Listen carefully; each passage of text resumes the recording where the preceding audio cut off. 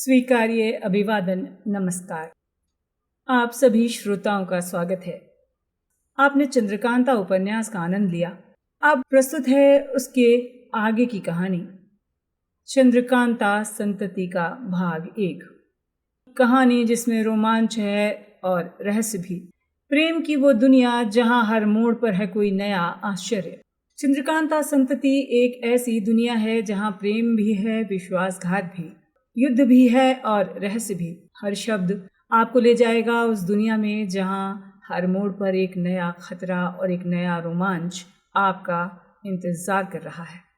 चंद्रकांता संतति एक फैंटेसी उपन्यास है जिसमें राजनीति, युद्ध, प्रेम, षड्यंत्र और वीरता की अनगिनत कहानियां एक साथ बुनी हुई हैं।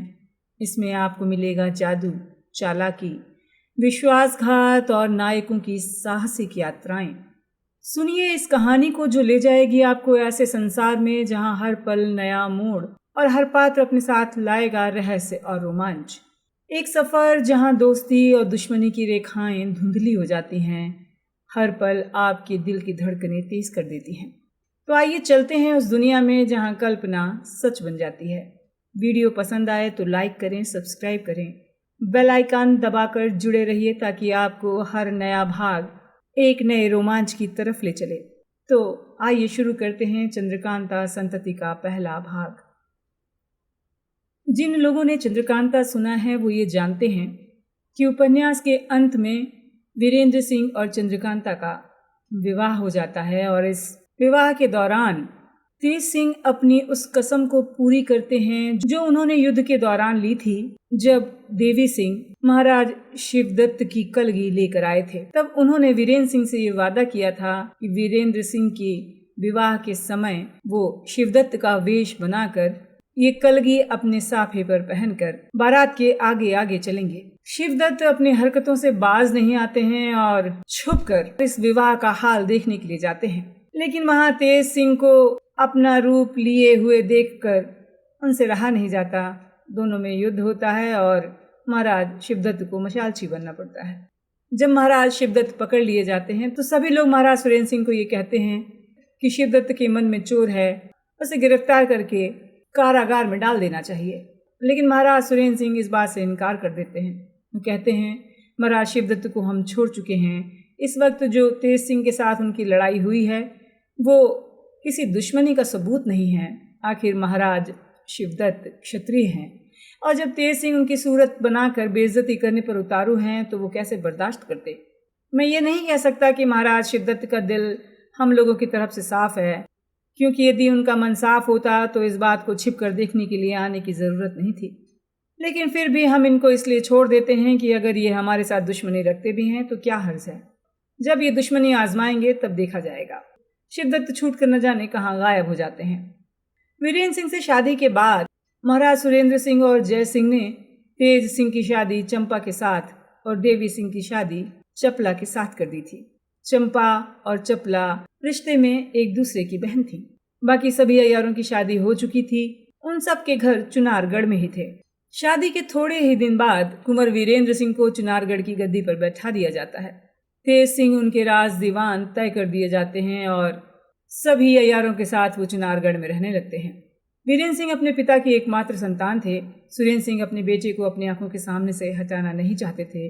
लाचार होकर नौगढ़ की गद्दी वो अपने सेनापति फतेह सिंह के सुपुर्द कर देते हैं और चुनारगढ़ में रहने लगते हैं। जीत सिंह भी अपने बेटे तेज सिंह के साथ आकर चुनारगढ़ में रहने लगते हैं। महाराज सुरेंद्र सिंह में और जीत सिंह में बहुत प्रेम था। जीत सिंह की वफादारी इसी लायक भी थी कि उसकी जितनी कद्र की जाए उतनी कम थी। शादी के बाद चंद्रकांता और वीरेंद्र सिंह के 2 बेटे होते हैं। बड़े बेटे का नाम इंद्रजीत सिंह और छोटे बेटे का नाम आनंद सिंह। चपला के बेटे का नाम भैरव सिंह और चंपा के बेटे का नाम तारा सिंह रखा जाता है। ये चारों जब बड़े होते हैं तो इनकी शिक्षा दीक्षा का इंतज़ाम जीत सिंह के सुपुर्द कर दिया जाता है। भैरव सिंह और तारा सिंह अय्यारी में बहुत आगे निकल जाते हैं। भैरव सिंह और वीरेंद्र सिंह के बड़े बेटे इंद्रजीत सिंह और तारा सिंह और वीरेंद्र सिंह के छोटे बेटे आनंद सिंह में बहुत ज़्यादा प्रेम था। चारों लड़के होशियार होते हैं। इंद्रजीत सिंह को शिकार का बहुत शौक था। वो जहाँ तक बन पड़ता रोज शिकार खेलते। एक दिन जंगल की हिफाजत करने वाले बनरखे ने आकर इंद्रजीत सिंह से कहा, इन दिनों जंगल की शोभा देखने लायक है। शिकार के इतने जानवर आए हुए हैं कि यदि आप वहाँ महीना भर टिक कर भी शिकार खेलेंगे तो उनकी संख्या ना घटेगी और ना ही कोई दिन खाली जाएगा। ये सुनकर दोनों भाई बहुत खुश होते हैं। अपने पिता राजा वीरेंद्र सिंह से शिकार खेलने की इजाज़त मांगते हैं और कहते हैं, हम लोगों का इरादा 8 दिन तक जंगल में रहकर शिकार करने का है। इसके जवाब में वीरेंद्र सिंह कहते हैं, इतने दिनों तक जंगल में रहने की अनुमति तो मैं नहीं दे सकता। अपने दादा से पूछो, अगर वो हुक्म कर दें तो कोई हर्ज नहीं है। ये सुनकर इंद्रजीत सिंह और आनंद सिंह अपने दादा महाराज सुरेंद्र सिंह के पास जाते हैं। वो खुशी से अनुमति देते हैं और हुक्म देते हैं कि शिकारगाह में इन दोनों के लिए खेमा खड़ा किया जाए और जब तक ये लोग शिकारगाह में रहें 500 फौज इनके साथ रहे। शिकार खेलने का हुक्म पाकर इंद्रजीत सिंह और आनंद सिंह बहुत खुश होते हैं। अपने दोनों अय्यार भैरव सिंह और तारा सिंह के साथ 500 फौज लेकर ये चुनारगढ़ से रवाना हो जाते हैं। चुनारगढ़ के 5 कोस दक्षिण एक घना जंगल है जहाँ ये डेरा डाल देते हैं। दिन चूंकि थोड़ा ही बाकी था इसलिए ये तय होता है कि आज आराम करते हैं, कल सवेरे शिकार का बंदोबस्त करेंगे। बनरखों को शेर का पता लगाने के लिए कह दिया जाता है। शेर को ललचाने के लिए भैंसा बांधने का हुक्म दिया जाता है। बनरखे भैंसा ले जाते हैं। जिस जगह शेर का पता लगता है उसके पास ही सायेदार जंगल में मजबूत खूंटा गाड़कर भैंसे को बांध देते हैं। दूसरे दिन सवेरे बनरखे हाजिर होते हैं और कहते हैं, इस जंगल में शेर तो है मगर रात हो जाने के कारण हम लोग उन्हें देख नहीं सके हैं। अगर आज दिन में शिकार न खेला जाए तो हम लोग उनका पता लगा लेंगे। जब शिकार खेलने की बात टल जाती है तो इंद्रजीत सिंह और आनंद सिंह घोड़ों पर सवार होकर अपने दोनों अय्यारों को साथ लेकर घूमने और दिल बहलाने के लिए डेरे से बाहर निकलते हैं और टहलते हुए दूर तक चले जाते हैं। ये लोग धीरे धीरे टहलते और बातें करते हुए जा रहे थे कि बाईं तरफ से शेर की गर्जने की आवाज़ सुनाई पड़ती है। ये चारों अटक जाते हैं और घूमकर उस तरफ देखते हैं जिधर से आवाज़ आई थी। लगभग 200 गज की दूरी पर एक साधु शेर पर सवार दिखाई पड़ता है जिसकी लंबी लंबी और घनी जटाएं थी। एक हाथ में त्रिशूल और दूसरे में शंख था। इसकी सवारी का शेर बहुत बड़ा था। उसके गर्दन के बाल जमीन तक लटक रहे थे। इसके 8-10 हाथ पीछे एक और शेर था जिसकी पीठ पर आदमी के बदले बोझ लदा हुआ था। शायद ये सामान उन्हीं शेर सवार महात्मा का था। शाम हो जाने के कारण साधु की सूरत साफ नजर नहीं आ रही थी। उसे देखकर इन चारों को बड़ा ताजुब होता है। इंद्रजीत सिंह कहते हैं, इस तरह शेर पर सवार होकर घूमना मुश्किल है। आनंद ने कहा, कोई अच्छे महात्मा मालूम होते हैं। भैरव सिंह बोले, पीछे वाले शेर को तो देखिए जिस पर सामान लदा है, किस तरह वो भेड़ की तरह सिर नीचा किए हुए चला जा रहा है। तारा सिंह ने कहा, शेरों को बस में कर लिया है। बिना पास गए ये मालूम नहीं होगा कि ये महात्मा है कि पाखंडी है। इंद्रजीत सिंह कहते हैं, मन में आता है उनके पास चलकर दर्शन करें। आनंद ने कहा, ऐसा न हो कि हमारे रोकने से वो बुरा मान जाए। भैरव ने कहा, हम अय्यारों का पेशा है, पहले तो उनका साधु होना ही हम विश्वास नहीं कर रहे हैं। इंद्रजीत सिंह ने कहा, अय्यारों की क्या ही बात है जिनकी मूंछ हमेशा ही मुड़ी रहती है। खैर चलो तो सही। चारों आदमी चलकर बाबा जी के सामने जाते हैं। इन लोगों को अपने पास आते देखकर बाबा जी रुक जाते हैं। इंद्रजीत सिंह और आनंद सिंह के घोड़े शेरों को देखकर अड़ते हैं मगर फिर आगे बढ़ चलते हैं। थोड़ी दूर जाकर दोनों भाई घोड़े पर से उतरते हैं। भैरव सिंह और तारा सिंह घोड़ों को पेड़ से बांध देते हैं। इसके बाद चारों आदमी पैदल महात्मा के पास पहुंचते हैं। बाबा जी दूर से ही कहते हैं, आओ राजकुमार, कुशल तो हो। इंद्रजीत प्रणाम करके बोलते हैं, आपकी कृपा से सब मंगल है। बाबा ने भैरव सिंह और तारा सिंह की तरफ देखकर कहा, कहो भैरव और तारा, अच्छे हो? दोनों हाथ जोड़कर कहते हैं, आपकी दया है।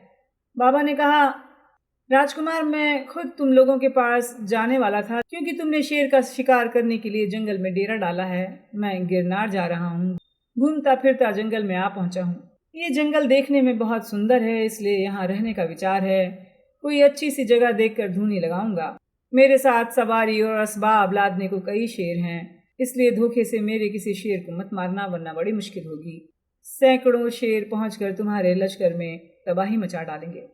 तुम सुरेंद्र सिंह के बेटे हो, इसलिए तुम्हें पहले ही समझा देना मुनासिब है जिससे किसी तरह का दुख न हो। इंद्रजीत ने कहा, महाराज, मैं कैसे जानूंगा कि कौन सा आपका शेर है? बाबा ने कहा, नहीं। बाबा ने कहा, देखो मैं अपने शेरों को बुलाता हूँ, पहचान लो। बाबा जी ने शंख बजाया। भारी शंख की आवाज चारों तरफ जंगल में गूंज गई। हर तरफ से गुर्राहट की आवाज आने लगी। थोड़ी ही देर में इधर उधर से दौड़ते हुए 5 शेर आ पहुंचे। इंद्रजीत सिंह और आनंद सिंह के घोड़े शेरों को देखकर उछल कूद मचाने लगे, मगर रेशम की मजबूत बागडोर से बंधे हुए थे, इसलिए भाग न सके। शेरों ने भी बड़ी उधम मचाई, मगर बाबा जी के डांटते ही सब ठंडे हो गए। सिर नीचा करके भेड़ बकरी की तरह खड़े हो गए। बाबा जी ने कहा, देखो, पहचान लो, अभी 2-4 और हैं, मालूम होता है शंख की आवाज नहीं सुनी है। खैर, इसी जंगल में हूं, बाकी शेरों को भी दिखला दूंगा। कल तक शिकार और बंद रखो। भैरव सिंह ने कहा, फिर आपसे कहाँ मुलाकात होगी? बाबा ने कहा, मुझे तो यही जगह अच्छी मालूम होती है, कल इसी जगह आना, यही मुलाकात होगी। बाबा जी शेर से नीचे उतर पड़े। जितने शेर उस जगह पर आए थे बाबा जी के चारों तरफ घूमने लगे, प्रेम दर्शाने के लिए उन्हें चाटने और सूंघने लगे। चारों आदमी थोड़ी देर बाद विदा होकर अपने खेमे में वापस आ गए। जब सन्नाटा हुआ तो भैरव सिंह ने इंद्रजीत सिंह से कहा, मेरे दिमाग में बहुत सी बातें घूम रही हैं, मैं कुछ बातें तय करना चाहता हूँ। इंद्रजीत ने कहा, अच्छा है, आनंद और तारा को भी बुला लो। पहली बात, साधु महाराज भूल गए, वीरेंद्र सिंह की जगह सुरेंद्र सिंह का नाम ले बैठे। भैरव सिंह गए और आनंद सिंह और तारा सिंह को उसी जगह बुला लाए। उस वक्त सिवाय इन चारों के उस खेमे में कोई नहीं था। भैरव सिंह ने अपने दिल का हाल कहा, जिसे सब ने बड़े गौर से सुना। सवेरा होते ही चारों आदमी खेमे से बाहर हुए। अपनी फौज के सरदार कंचन सिंह को बुलाकर कुछ समझाया और आनंद सिंह, भैरव सिंह और तारा सिंह तेजी के साथ चुनारगढ़ की तरफ चल दिए। इंद्रजीत सिंह अकेले बाबा जी से मिलने गए। बाबा जी शेरों के बीच धुनी रमा के बैठे हुए थे। 2 शेर उनके चारों तरफ घूम घूम कर पहरा दे रहे थे। इंद्रजीत सिंह ने प्रणाम किया और बाबा जी ने आशीर्वाद देकर बैठने को कहा। बाबा ने कहा, इंद्रजीत सिंह नहीं आए और वो अय्यार कहाँ रह गए? वो भी तो नहीं आए। इंद्रजीत ने कहा, मेरे छोटे भाई आनंद को बुखार आ गया है, उसी की हिफाजत के लिए दोनों अय्यारों को छोड़कर आया हूँ। बाबा जी ने कहा, अच्छा, वो शाम तक ठीक हो जाएंगे। कहो, आजकल तुम्हारे राज्य में सब कुशल है? इंद्रजीत ने कहा, आपकी कृपा है। बाबा ने कहा, बेचारे वीरेंद्र सिंह ने बड़ा कष्ट पाया है। खैर, जो भी हो, दुनिया में उसका नाम रहेगा। इस 1000 साल के अंदर ऐसा कोई राजा नहीं हुआ जिसने तिलिस्म तोड़ा है। एक और तिलिस्म है, असल में वो बहुत बड़ा तिलिस्म है। इंद्रजीत ने कहा, पिताजी तो कहते थे कि वो तिलिस्म मेरे हाथों से टूटेगा। हाँ, ऐसा ही होगा, वो जरूर तुम्हारे हाथों से टूटेगा, इसमें कोई संदेह नहीं। देखिए कब तक ऐसा होता है, उसकी चाबी का भी तो पता नहीं लगता। बाबा ने कहा, ईश्वर चाहेगा तो एक दिन तुम इस तिलिस्म को तोड़ोगे।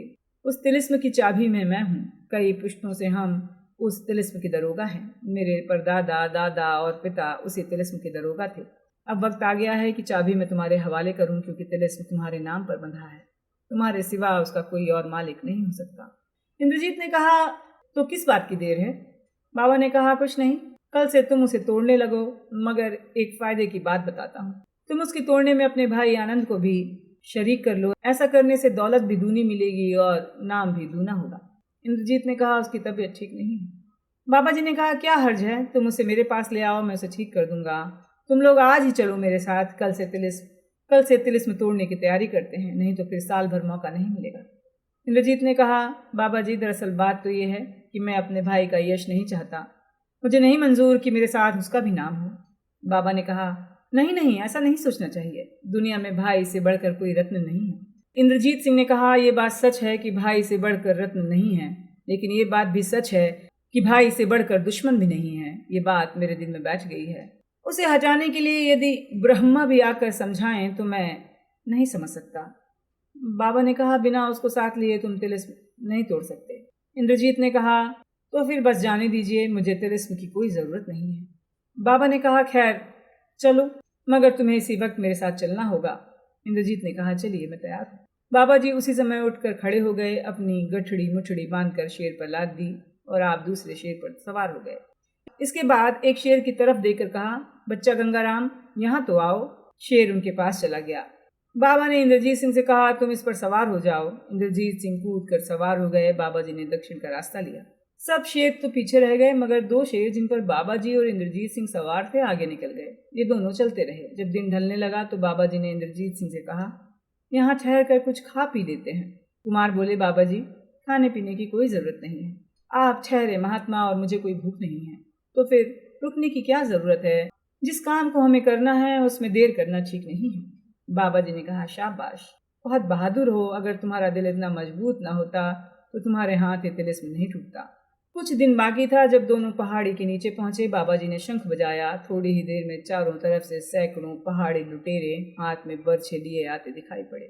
ऐसे ही 20-25 आदमियों के साथ पूर्व तरफ से आता हुआ शिवदत्त दिखाई पड़ा, जिसे देखते ही इंद्रजीत सिंह ने ऊंची आवाज में कहा, इनको मैं पहचान गया, यही महाराज शिवदत्त हैं। मेरे कमरे में इनकी तस्वीर है। मेरे दादाजी ने मुझे ये तस्वीर दिखाकर कहा था कि हमारे सबसे बड़े दुश्मनों में महाराज शिवदत्त ही हैं। हकीकत में बाबा जी अय्यार निकले। जो सोचा था वही हुआ। खैर, क्या हर्ज है, इंद्रजीत सिंह को गिरफ्तार कर लेना जरा टेढ़ी खीर है।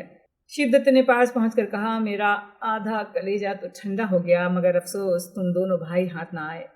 इंद्रजीत ने कहा, इस भरोसे में ना रहिएगा कि इंद्रजीत सिंह को फंसा लिया है। उसकी तरफ बुरी निगाह से देखना भी मुश्किल है। आज के अंक में इतना ही।